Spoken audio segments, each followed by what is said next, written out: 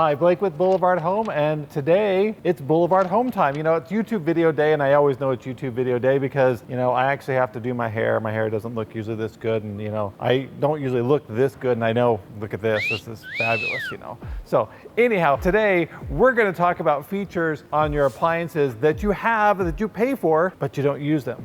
Why? We're gonna tell you what these features are and why you should be using them. Make your life a little bit easier. Not every appliance has all these features, but yours might. And if it does, definitely check and use them if you do. Let's start out with dryers. One of my favorite features on a dryer is the damp dry. What that is certain fabrics will iron out really nice and stay nice and crisp if you pull them out when it's damp dry. Well, if you have that option on your dryer, it's a great option because once your clothes are at that point where they're just a little bit wet and you want to iron them, you can select that feature and the dryer will notify you that it's at the damp dry setting. So you can go and pull those items out of your dryer and be able to put them on an ironing board and be able to iron them up and make them look real nice and neat. Makes your life a lot easier instead of them setting in because they got over dry. It's a great feature. A lot of you have them on your dryers, but you never use them. We're gonna hop into washing machines. A lot of you have these on your machines and you say, why do I have this little button or this little signal that says downloaded? And I'm gonna be straight up honest with you, there is a catch to this. If you have an appliance that has a downloaded setting, what that's for is so if you have it connected to their app and connected to the internet, there are a lot of different cycles available for your washing machine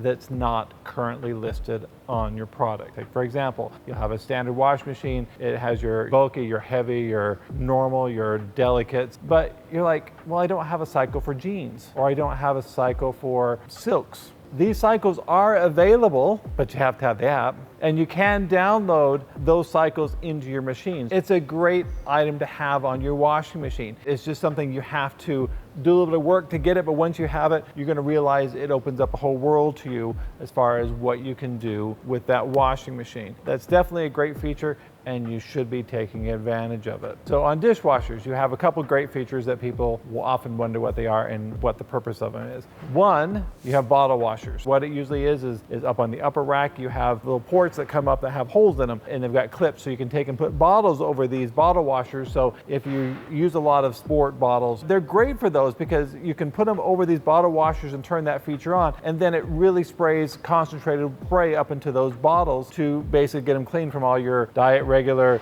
zeros, it doesn't matter. Any of them, it gets it out, and it's a great feature to have. So it makes your life a lot better, and you're not hand washing all that stuff. So that's also a great feature. The other great feature on there is wash zones. A lot of dishwashers have the ability to be able to control where the water goes. So you can either send it just to the upper rack or just to the lower rack. So if you have like a partial load, or you just have some glasses you want to wash in your upper rack, you can select the upper rack. So it just washes just the upper rack and doesn't sit there and try to wash the lower rack and waste all that water and energy and time. That's a great feature that you have for a dishwasher also. All right, now let's talk about ranges. There's a lot of debate about self-clean, and we've went over these debates. We've had other videos about this. People say don't self-clean. People say it's okay to self-clean. Some people say you're playing with fire. I'm kind of in the yeah camp. All the above. But they do have a lot of great features on the new ones that are called steam clean. And that's a great feature, and people don't take advantage of it. The steam clean basically is a steam clean of the machine. It helps loosen everything up and make it easy for it to clean. You dump some water in the bottom pan of the oven, and it's designed to have water put into it when you look at it, and it warms that water up and it steams the oven, and it makes it so your oven is easy to clean. It's a lot better on the oven than self-clean is. And do you have to scrub a little bit? Yes. But does it help? Absolutely. And it's a great feature that I would recommend above the self-clean for the most part. Now, self-clean does have its purpose, and if you do it every now and then, you're okay.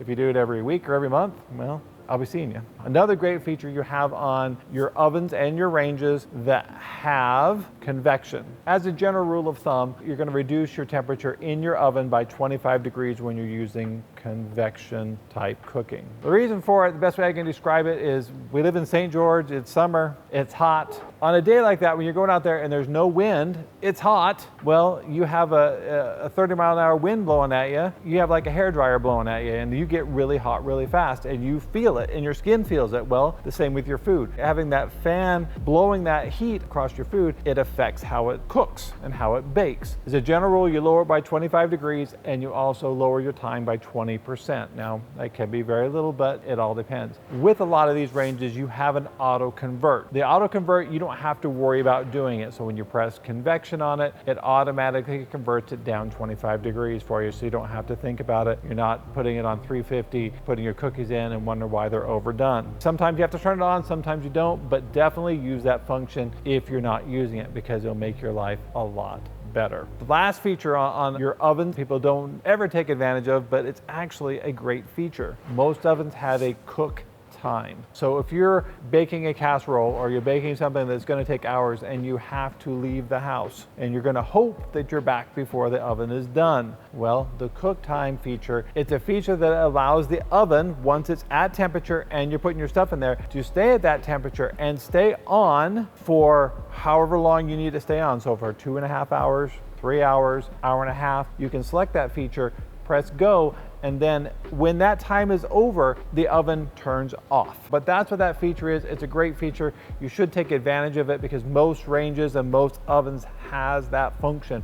Definitely use it. It will definitely help you out. Last category we're going to go over is refrigerators. Now, there are some features on there that not everybody has. Again, that's true for all of these, but there are manufacturers that have these features. If you have them, definitely use them. So the first feature we're going to go over is the adjustable temperature drawers. You can make it cold to hold meat, you can make it a little bit warmer for vegetables, and you have a lot of things in between. I cannot tell you how many people don't take advantage of this. They put it on the same temperature as the refrigerator and load it up with stuff. You know, you want to keep your meats colder in there, because the colder you can keep your meat in the refrigerator, the longer it lasts before it turns that nice shade of brown before you can't use it anymore. You don't want to put it in the freezer, because if you put it in the freezer, then you have to defrost it, and then you defrost it, then it gets that nice brown on the outside that's cooked. When you're in the middle of it, you're kind of trying to defrost it. You all know what I'm talking about. You've all been there, you've all done it, and you say, ooh, do I really want to cook this now? It doesn't look very appetizing. You're right.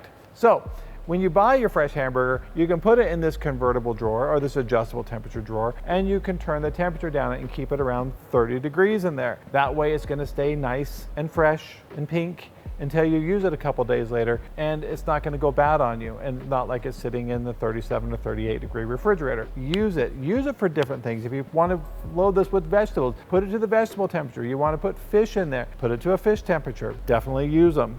All right, this is probably the most underutilized feature I've ever seen on anybody's refrigerator. Not everybody has it, so I'm gonna be straight up honest with you, but a lot of people do, and they don't use it. It's the measured fill. And what the measured fill does, it's one of the best features I've ever seen, because say you want to come up to it and you're trying to find, you have to measure out 1 3/4 cups of water, and you're like, I gotta dig through the cupboard and pull out the measuring spoon to fill that up, and well, I've got a glass right here that's clean. Well, you take that clean glass, you walk up to your refrigerator, you set it there, you go on the panel on it, and you say, I want 1 3/4 cups of water, and you press go, and it fills it up with 1 3/4 cups. It will do liters. It will do your standard measurements. It'll even do metric measurements. Utilize it, because it's a great feature, because if you have a water bottle, you know that you're going to be filling up to go on your walk. If you know how much it holds, you can put it there, say to fill up with so much water, press confirm, walk away, do whatever you need to do while you're getting prepared to go, and walk back in, it's full of water.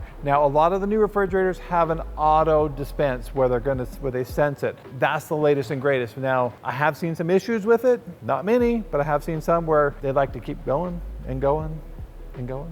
It's still new technology. It doesn't necessarily work. Measured fill technology either uses time, so basically you do a calibration, how long it takes to fill up a cup of water, and from that it can determine where it needs to be based on time. And you also have some with flow sensors on them that actually measure the flow rate going through the refrigerator to give you that proper amount. The new ones use a sensor that basically shines down into the glass that picks up where it is as far as fill level and stops it automatically. I would say the experimental side, that's just my personal opinion, but it's out in the market, it is there, it is available. I hope this video has been informative.